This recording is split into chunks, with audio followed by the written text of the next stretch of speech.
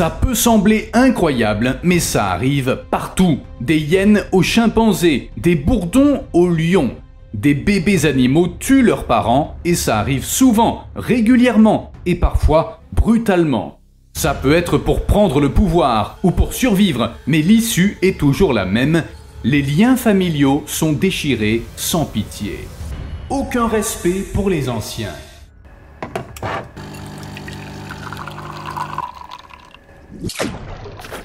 Voici un rappel discret de faire un petit quelque chose sous la vidéo. Vous saviez que les rats taupes nus vivent en matriarcat ainsi qu'en monarchie et que la lutte pour le pouvoir peut être violente? Eh bien, maintenant vous le savez. En général, une femelle devient la reine et dirige toute la colonie. Une telle reine de 11 ans possédait 58 sujets. Elle régnait depuis décembre 2018, depuis qu'elle avait donné naissance à sa première portée. 6 ans se sont écoulés, mais soudain, quelque chose s'est passé dans le royaume souterrain. À l'automne 2024, la reine a été attaquée 3 fois par des assaillants inconnus. Lors de la 3e attaque en novembre, elle a été gravement blessée et le personnel soignant a dû intervenir. La reine a été euthanasiée pour abréger ses souffrances. Mais c'était pas une simple lutte interne pour la nourriture ou le territoire, c'était une véritable rébellion. Le 30 novembre, les enfants ont attaqué leur propre mère et l'ont tuée pour s'emparer du trône. La reine de la colonie a été mortellement blessée par l'un de ses propres rejetons. Les rats taupes nus sont des créatures uniques et pas seulement à cause de leur aspect pourtant distinctif. Leur structure sociale ressemble plus à celle des fourmis, des termites ou des abeilles qu'à celle des autres mammifères. Comme je l'ai dit, leur colonie souterraine est un matriarcat, tout le pouvoir se trouve dans les pattes d'une femelle. En tant que reine, elle seule a le droit de se reproduire. Pour le reste du groupe, mâle comme femelle, c'est interdit. Ils ne font que travailler, collecter de la nourriture, garder les tunnels et s'occuper de la descendance. Les chercheurs pensent que la reine inhibe les capacités reproductives des autres femelles, les empêchant d'avoir leurs propres petits. Physiquement, elle est très différente de ses sujets. La reine est plus grande que les autres et à chaque grossesse, son corps s'étire. Les espaces entre ses vertèbres grandissent et elle devient de plus en plus grosse. Sur cette photo, on peut voir 2 mâles à gauche, une femelle ordinaire au milieu et la reine à droite, d'abord gravide puis à l'état normal. La différence saute aux yeux. Bref, une jeune reine donne naissance à 10 à 15 petits, mais plus tard, après avoir pris du volume, elle peut avoir jusqu'à 30 petits par portée. Cet avantage de taille contribue à son pouvoir, la reine utilise sa force et sa corpulence pour repousser ses rivales. Mais ça ne garantit pas sa sécurité, parfois, une femelle agressive peut lui porter un coup fatal afin de s'emparer du trône. La taille seule ne suffit pas. Dans les tunnels, la clé, c'est les dents. Les dents des rats taupes sont longues, pointues et souples. Chaque incisive peut bouger indépendamment des autres comme des baguettes. Et tenez-vous bien, un quart de la masse musculaire de ces animaux se trouve dans leur mâchoire. En général, ces dents sont utilisées à des fins pacifiques. Les rats taupes creusent des tunnels, poussant la terre devant eux, leur bouche poilue leur évitant de l'avaler. Mais en cas de combat, ces mêmes dents deviennent des armes. Un rat taupe peut mordre férocement et causer de graves blessures, et parfois ces combats se terminent par la mort. Même pour la reine. Mais la mort de la reine n'apporte pas la paix à la colonie. Au contraire, elle entraîne une nouvelle guerre, car toute femelle peut alors prétendre au trône, et des combats chaotiques ont alors lieu sous terre. Les femelles se défient, se battent et mutilent leurs rivales. Finalement, le trône revient à celle qui a su le mieux se défendre et tuer les autres prétendants. Cette guerre pour le trône peut durer plusieurs mois. Une fois, du début des combats en été à leur conclusion en automne, le nombre d'adultes en vie a chuté de 17 à 13. Seule la naissance de petits a marqué la fin des hostilités. Une nouvelle reine est montée sur le trône et le pouvoir s'est stabilisé. La future reine disposait d'avantages dès le début. C'était la plus grande des prétendantes, elle pesait 81 grammes. En comparaison, la deuxième plus grande ne pesait que 55 grammes. Avec un tel écart de taille, la compétition était gagnée d'avance. Et quand elle est sortie victorieuse des combats sanglants, les autres rats taupes se sont soumis sans protester. Mais Comme après tout coup d'État, la tension a persisté jusqu'à ce que la nouvelle reine donne naissance. Son autorité était encore fragile et le matin même, l'une des autres femelles l'a attaquée. Quand les soignants ont trouvé son cadavre, elle avait déjà donné naissance à 3 nouveau-nés. En résumé, comme le dit la formule, la reine était morte, vive la reine. Une question demeure, pourquoi les colonies se rebellent? Malheureusement, les chercheurs ignorent ce qui déclenche ces luttes de pouvoir chez les ratopes. Le plus probable, c'est que les prétendantes tuent la reine quand elles pensent pouvoir diriger la colonie mieux qu'elle. Alors, elles se battent jusqu'à trouver un accord. Après tout, c'est le b.a.-ba de la politique. Mais laissons là cette version souterraine de Game of Thrones et revenons à la surface, en Afrique. Pendant une patrouille, un garde de parc national a remarqué un énorme félin qui se tenait à l'ombre sous un buisson épineux. Le lion à la crinière sombre gisait recroquevillé, pattes étendues, comme s'il était tombé. Une respiration rauque soulevait ses flancs. Il était couvert de blessures, une patte déchiquetée, une profonde entaille dans le flanc. Des feuilles étaient emmêlées dans sa crinière et son visage était couvert de griffures. De loin, il ressemblait à un seigneur déchu, majestueux mais pitoyable. Qu'est-ce qui s'était passé? Ce mâle avait été vaincu non par un rival quelconque, mais par son propre fils. Une mort lente, causée par ses blessures, et son épuisement l'attendait à présent. Bien sûr, tout avait commencé plus tôt dans le cadre des règles de vie des lions. Le fils du vieux mâle avait été banni de la troupe. Quand un lion mâle atteint 3 ans, il quitte sa troupe de naissance et entame une vie d'errance. À ce stade, il est encore un jeune garçon. Sa crinière est courte et de la même couleur que sa fourrure. Le roi le chasse donc. Les chercheurs pensent que c'est un moyen d'éviter la consanguinité, puisque le jeune mâle a atteint la maturité sexuelle et pourrait en théorie s'accoupler avec ses sœurs ou même sa mère. L'exil permet d'empêcher ça. Il marque le début de l'étape la plus dangereuse dans la vie d'un lion. Les jeunes mâles rôdent à la limite de territoires étrangers, risquant toujours d'y rencontrer des lions plus âgés et plus forts. Les zoologistes reconnaissent immédiatement l'expression de leur visage, un mélange de peur, d'anxiété, de confusion et de souvenirs de combats passés. Tout rugissement qu'ils entendent au loin appartient à un mâle prêt à les tuer. C'est pourquoi les jeunes mâles errants semblent toujours effrayés, ce qui est bien compréhensible. En fait, la plupart d'entre eux n'atteignent pas l'âge de 10 ans. Pour améliorer leurs chances de survie, ils forment des alliances avec des frères, des cousins ou d'autres mâles non apparentés. Plus un groupe est grand, plus ses chances de s'emparer d'un territoire sont élevées. Les objectifs d'un mâle sont simples et impitoyables: s'accoupler, se protéger et combattre. Entre 5 et 9 ans, il doit produire autant de descendants et rejoindre autant de troupes que possible. Toute sa vie tourne autour de la lutte pour le territoire et la reproduction. Quand un jeune mâle s'est endurci et a gagné en expérience, il ne se cache plus. Son objectif est de trouver une troupe et d'affronter un autre mâle pour en prendre le contrôle. Un mâle solitaire cible habituellement une troupe avec un seul mâle résident, plus facile à conquérir. Les coalitions de mâles nomades, cependant, font face à un autre défi. Soit leur alliance se brise, soit elles doivent s'attaquer à une grande troupe en une bataille encore plus brutale. Dans tous les cas, ces affrontements font souvent des morts, vieux comme jeunes. Les mâles résidents subissent souvent des blessures mortelles car la prise de contrôle d'une troupe se fait au prix du sang. Les vieux lions exilés, même s'ils survivent, sont condamnés. Affaiblis et blessés, ils errent seuls pendant quelque temps. Bientôt cependant, leurs forces les abandonnent et la mort les accueille. Ce cycle brutal se répète sans cesse. Ainsi, la troupe est protégée par les lions les plus forts et les plus dangereux, porteurs des gènes nécessaires à la future descendance. Mais cet ordre naturel peut avoir le résultat le plus tragique qui soit, quand un fils revient tuer son propre père. Ce qui nous ramène à la scène du lion blessé, mourant sous la griffe du fils qui l'avait chassé. Une version sombre du roi lion. En parlant de l'Afrique, on y trouve d'autres exemples. Les suricates par exemple. Ils semblent inoffensifs et même mignons. Ces petits mammifères d'Afrique australe vivent ensemble en grands groupes. Ces groupes peuvent compter jusqu'à 50 individus. Les suricates s'entraident, ils montent la garde à tour de rôle et surveillent le ciel et les buissons car les prédateurs dotés de griffes et de crocs ne sont jamais loin. Mais dans leur colonie, la vie est loin d'être paisible. La société des suricates n'est pas démocratique. Une femelle alpha et un mâle alpha tiennent les rênes et les autres obéissent.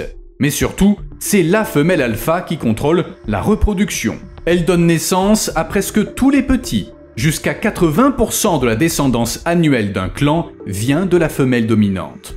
Non seulement ça renforce son pouvoir, mais ça permet que ses filles et futures prétendantes au trône restent dans la colonie. On y reviendra. Les règles sont strictes dans la société des suricates. Si une femelle de rang inférieur a des petits, la punition ne tarde pas. La femelle alpha tue les bébés et la mère fait face à un choix, quitter la colonie ou rester et travailler comme nounou pour la descendance de la tueuse. Ainsi, s'occuper des petits d'une autre sert de punition. C'est comme un loyer qu'une femelle subordonnée doit payer pour garder sa place dans la colonie. Parfois, ces nounous risquent même leur vie pour les petits du couple alpha. Par exemple, elles se jettent sur les prédateurs pour faire barrière de leur propre corps. Mais qu'est-ce que ces opprimés y gagnent ? Les chercheurs n'en sont pas certains. Le plus probable, c'est que vivre seul dans la peur et la faim est pire que d'être forcé de travailler pour une matriarche impitoyable. Mais ce système a ses limites. Les femelles de rang inférieur guettent le moindre moment de faiblesse de la femelle dominante et elles osent parfois la défier. Remporter l'affrontement entraîne un changement de pouvoir et la nouvelle reine, l'une des filles de l'ancienne reine, renverse et tue sa propre mère. Parfois, être chassé de la colonie n'est pas une sentence de mort, mais une opportunité. Les femelles solitaires croisent des mâles errants et de nouveaux groupes se forment. Incroyable, un nouveau départ. Mais les suricates ne peuvent échapper au cycle vicieux car il est dans leur nature même. Une fois en position de pouvoir, les nouvelles femelles dominantes abusent de leur règne. Elles aussi tuent les petits de leurs rivales et soumettent les femelles qui les défient. L'agressivité est une caractéristique clé d'une femelle alpha, ce qui est logique, elle doit constamment éliminer la compétition. Mais les subordonnées ne sont pas toujours obéissantes. Les recherches montrent que même la femelle la plus féroce peut être défiée. Une femelle de rang inférieur peut prendre une mesure extrême, tuer ses petits. En effet, les rapports de domination chez les suricates reposent sur la reproduction. Si la matriarche perd ses petits, une de ses rivales peut accéder au trône. La suite est dramatique. La femelle de rang inférieur attaque d'abord ses frères et sœurs, puis elle renverse sa propre mère pour s'emparer du trône. Ce comportement n'est pas propre aux suricates. Mais les études montrent que cette espèce est la plus sanguinaire parmi plus de 1000 espèces de mammifères. Un suricate sur 5 meurt tué par les siens et le plus souvent, le tueur se révèle être sa propre mère, sœur ou tante. Ce qui prouve une chose, chez les suricates, les femelles sont bien plus dangereuses que les mâles. Quoi qu'il en soit, quand l'ancienne reine meurt, sa place va presque toujours à la femelle la plus grosse, la plus lourde. Le plus souvent, c'est celle qui a tué sa mère ou sa sœur pour prendre le trône. Ça marque le début d'un nouveau chapitre. Le corps de la jeune reine grandit, son taux de testostérone monte en flèche et son agressivité explose. Ses principales rivales sont maintenant les femelles les plus proches d'elle en âge et en taille. D'abord ses sœurs et plus tard ses propres filles. La lutte s'étend à tous les aspects du quotidien, même la nourriture. La matriarche se bat à chaque repas pour conserver sa taille et son statut, et toute femelle qui grossit trop est chassée. Le cycle continue ainsi, le pouvoir se gagne dans le sang et n'est jamais accordé de bonne grâce. Comme on peut le voir, l'Afrique est riche en sociétés où la domination est hiérarchique et ancrée dans la force pure. À côté de ça, bien sûr, il y a les hyènes. Chaque clan a besoin d'un chef, et chez les hyènes tachetées, ce rôle revient presque toujours à une femelle. Elles sont plus grandes et plus fortes que les mâles, et leur force assure la survie du groupe. Mais le pouvoir, semble-t-il, peut corrompre même les animaux. Cette femelle avait régné pendant de nombreuses années, et avec le temps, la protectrice était devenue un tyran. Quand deux femelles de rang inférieur abattaient un impala, elles s'emparaient de la carcasse. Elle harcelait les membres les plus faibles du clan, même les mères avec des petits. Elle avait tout simplement cessé d'être nécessaire au clan et son règne était destiné à se terminer. Cette fois, la décision est venue du clan lui-même. Les autres hyènes ont attaqué la matriarche.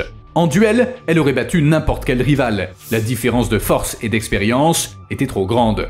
Mais elles ne lui ont pas laissé cette chance. Tout le clan s'est soulevé. Les hyènes ont encerclé l'ancienne matriarche comme s'il s'agissait d'une grosse proie. Il faut préciser que les mâchoires des hyènes sont capables de broyer l'os de la cuisse d'une girafe. Et cette même force s'abat maintenant non sur une proie, mais sur la femelle qui semblait intouchable hier encore. Les hyènes déchirent et mordent, elles pourraient facilement tuer la reine et même la manger si elles le voulaient. Le cannibalisme est courant chez les hyènes. Finalement, vaincue, blessée et boitant, l'ancienne reine est forcée de partir. Le clan doit choisir un nouveau chef et, très probablement, l'une des filles accédera au trône. Et l'ancienne reine? Sa famille ne s'en soucie plus, son sort est scellé, des lions rôdent dans le coin. C'est la fin. Mais les femelles hyènes tachetées ne font pas la loi uniquement parce qu'elles sont plus grandes que les mâles. Certes, elles sont un peu plus lourdes, mais la source de leur pouvoir est ailleurs, dans les alliances. Les liens passés avec d'autres femelles leur permettent de rester au sommet de la hiérarchie et de repousser les attaques. Et si une matriarche est renversée, c'est une de ses filles qui prend sa place. Ce type de statut hérité n'est pas rare. Chez les humains, il s'agit des dynasties royales et aristocratiques, et chez les hyènes, c'est comme un rang transmis par les femelles. La descendance des mères de haut rang grandit dans de meilleures conditions et se lier d'amitié avec elles garantit un accès prioritaire à la nourriture, évite de devoir se battre pour des restes et permet d'être soutenu en cas de conflit. Dans des clans comptant jusqu'à 130 animaux, ça a son importance. Les filles des matriarches sont mieux nourries, plus fortes et plus prometteuses. Les études montrent qu'elles sont en meilleure santé et produisent plus de descendants. Ainsi, le rang social se transmet d'une génération à l'autre. Le statut est hérité et renforcé. Quand elle a une mère de haut rang, une jeune femelle hérite de ses avantages. Elle a plus de parents, plus d'alliés et une meilleure chance de devenir reine un jour. Quelques semaines après sa naissance, elle rejoint la tanière commune. Un vrai jardin d'enfants pour hyènes où jusqu'à 30 petits sont rassemblés. Là, les premières amitiés se forment, les premiers combats ludiques ont lieu, ainsi que l'apprentissage de la hiérarchie. À partir de là, les choses sont très simples. Dans 80% des cas, les filles de la reine quittent le jardin d'enfants avec le même statut qu'à leur arrivée, tout près du sommet de la hiérarchie locale. Le rang social est fixé tôt dans la vie et il change rarement. Ainsi, les clans de hyènes sont construits sur une hiérarchie linéaire et les descendants héritent du rang de leur mère. Au sommet se trouve la femelle de plus haut rang, la reine, suivie par ses petits, puis viennent les autres femelles et leurs petits. Comme dans toute monarchie, le trône est souvent contesté par les filles de la femelle dominante. La lutte pour le pouvoir commence tôt, les jeunes femelles se battent jusqu'à la mort pour montrer à leurs concurrentes qui est en charge. Fait intéressant, si le statut social, les privilèges lors des repas et autres atouts ne suffisent pas, les femelles dominantes ont un autre moyen de procurer un avantage à leurs petits. Des études ont montré que plus une femelle est forte, plus son fœtus reçoit de testostérone pendant la phase finale de la grossesse. Il naît ainsi plus agressif que ceux des autres hyènes et préparé pour les batailles à venir. C'est un cercle vicieux. La matriarche s'accroche au pouvoir et fait tout ce qu'elle peut pour élever ses propres héritières, de futures prédatrices et tueuses qui un jour la priveront du pouvoir. Bon, on a parlé des hyènes et de leur monarchie qui ressemblent fortement aux nôtres, mais en matière de ressemblance avec nous, une découverte encore plus troublante nous attend. Les chimpanzés, nos plus proches parents, se distinguent eux aussi par leur lutte de pouvoir et leur capacité à tuer leurs propres parents. En 2013 au Sénégal, des chercheurs sont tombés sur une scène qu'ils n'oublieraient jamais. C'était horrifique, le corps battu, sanglant et partiellement dévoré d'un chimpanzé qui avait été attaqué par son propre groupe, par sa propre famille. C'était seulement le 9e cas connu de chimpanzé tué par sa propre communauté. Le nom du pauvre animal était Fuduko. En 2007, il avait été le chef d'une trentaine de chimpanzés vérus vivant à Fongoli, une zone de savane de 26 km² dans le sud-est du Sénégal. Mais rester au pouvoir s'est avéré difficile quand son second, Mamadou, a subi une grave blessure à la jambe, laissant Foudouko sans soutien. En septembre 2007, il a perdu le contrôle de son groupe et en mars 2008, un groupe de jeunes mâles l'a chassé de la communauté. À l'époque, on pensait que Foudouko avait disparu et était mort. Mais il est revenu 9 mois plus tard, bien qu'il ne fût plus que l'ombre de lui-même. Il évitait les humains, il se cachait derrière les arbres et dans l'herbe, et il restait en dehors de Fongoli. Pendant 5 longues années, il a vécu comme un paria, essayant parfois de faire la paix avec le nouveau mâle alpha. Mais les jeunes mâles qui se souvenaient de son règne ne montraient aucune pitié. Ils le chassaient avec des cris étranges que les chercheurs n'avaient jamais entendus. La conclusion a eu lieu le 15 juin 2013, quand des chercheurs ont remarqué une bande de chimpanzés se déplaçant rapidement vers le sud de leur territoire et s'appelant bruyamment les uns les autres. Les chercheurs les ont suivis et ils ont été choqués par ce qu'ils ont vu. Foudouko gisait sur le sol. Il avait environ 17 ans. Ses bras étaient couverts de morsures et de griffures, comme s'il avait été maintenu pendant que d'autres singes frappaient sa tête et son corps. Sur sa jambe béait une blessure profonde, presque jusqu'à l'os. A priori, c'est l'hémorragie causée par cette blessure qui l'avait tué. Les chercheurs en ont tiré la seule conclusion possible: Foudouko avait été battu à mort avec une cruauté extrême et par son propre groupe, par ceux-là même qu'il avait dirigés, y compris ses propres enfants. Humains et chimpanzés sont très proches en termes génétiques, mais nous avons quand même développé davantage notre humanisme. Dans nos sociétés, en particulier dans les démocraties libérales, existe l'idée qu'un dirigeant ne devrait pas se préoccuper de son intérêt personnel. Chez les chimpanzés, c'est différent. L'ascension sociale est pavée de violence et le plus haut perché fait ce qu'il veut. Certains mâles conservent le pouvoir grâce à leur taille et à leur férocité. Mais ça ne suffit pas toujours. Chez les chimpanzés, le soutien politique est indispensable. C'est pourquoi un mâle alpha doit passer beaucoup de temps à surveiller les autres mâles, à former des coalitions et à renforcer ses liens. C'est le seul moyen pour lui de prolonger son règne.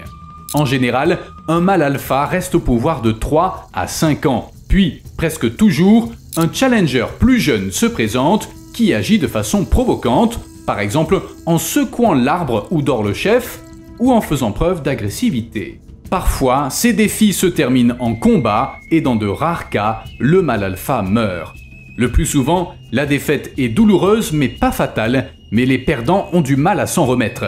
Les chercheurs disent qu'ils peuvent sombrer dans l'hystérie, refuser de s'alimenter et être déprimés, comme des adultes incapables d'accepter une nouvelle réalité. Étudier les chimpanzés, en particulier leur généalogie, est difficile. Dans un groupe établi depuis longtemps, il est impossible de déterminer les liens familiaux. Et c'est précisément pour cette raison que, parfois, un fils peut tuer son propre père après avoir comploté contre lui. Jusqu'ici, on a vu ce schéma se répéter chez les hyènes, les ratopes, les chimpanzés et les lions. Partout, les jeunes se soulèvent contre leurs parents. Mais le plus surprenant, c'est que ça n'est pas limité aux mammifères. Quand on pense à un bourdon, la première image qui vient à l'esprit est, celle de quelque chose de petit et tout doux, mais quand on imagine une ruche, c'est plutôt celle d'un ordre parfait, le symbole des abeilles. Au début, la réalité semble correspondre à cette image. Les bourdons passent par une phase sociale qui semble être la définition même de l'efficacité. D'abord, la reine est fécondée par un mâle et bientôt elle pond un grand nombre d'œufs. Les ouvrières, ses filles, s'occupent d'elle, la nourrissant, la protégeant et la gardant au chaud. Elles collectent du nectar, élèvent les nouvelles ouvrières et protègent le nid. Tout fonctionne bien comme une machine bien huilée. Mais un jour, le système s'enraye et un massacre a lieu dans la colonie. Les ouvrières se dressent les unes contre les autres, se battant férocement jusqu'à la mort. Le plus choquant est qu'elles détruisent les œufs fécondés de la reine. À ce moment, la mère perd le contrôle sur sa propre famille. Ses filles commencent à pondre leurs propres œufs non fécondés qui ne produisent que des mâles avec un seul jeu de chromosomes. La diversité génétique diminue et la violence s'aggrave. Le chaos règne et la reine finit souvent par trouver la mort, tuée par les filles qu'elle avait nourries pour construire la colonie. Pendant longtemps, les scientifiques se demandaient pourquoi les jeunes bourdons se mettent soudain à s'entretuer et à tuer leur mère. Ils supposaient que c'était lié à la croissance de la colonie. En un an, le nombre d'ouvrières peut atteindre 150.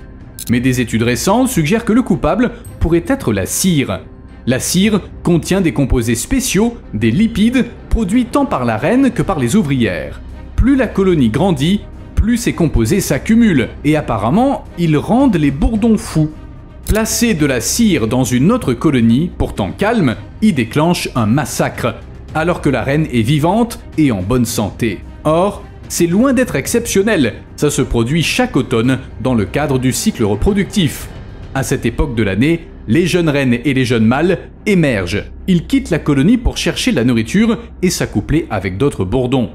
Pendant ce temps, la reine originale, la fondatrice de la colonie, meurt. Avec elle, les dernières ouvrières périssent également. Les jeunes reines s'envolent donc. Elles ont besoin de se nourrir de nectar et de pollen et de se préparer à la diapause, un état similaire à l'hibernation chez les mammifères. Dans les climats tempérés, beaucoup d'insectes entrent dans cette phase dormante pendant l'hiver et reviennent à la vie quand la température et la durée du jour sont redevenues favorables. Au printemps, une nouvelle reine sort de diapause et cherche un site approprié pour établir sa colonie. Elle construit les premières alvéoles en cire et y pond les œufs qui ont été fécondés l'année précédente. Un nouveau cycle commence. Dans ces mêmes alvéoles, elle pond les œufs qui donneront naissance à sa descendance, des abeilles qui, à la fin de la saison, défieront son autorité et causeront sa mort. Vous me devez un like. À plus.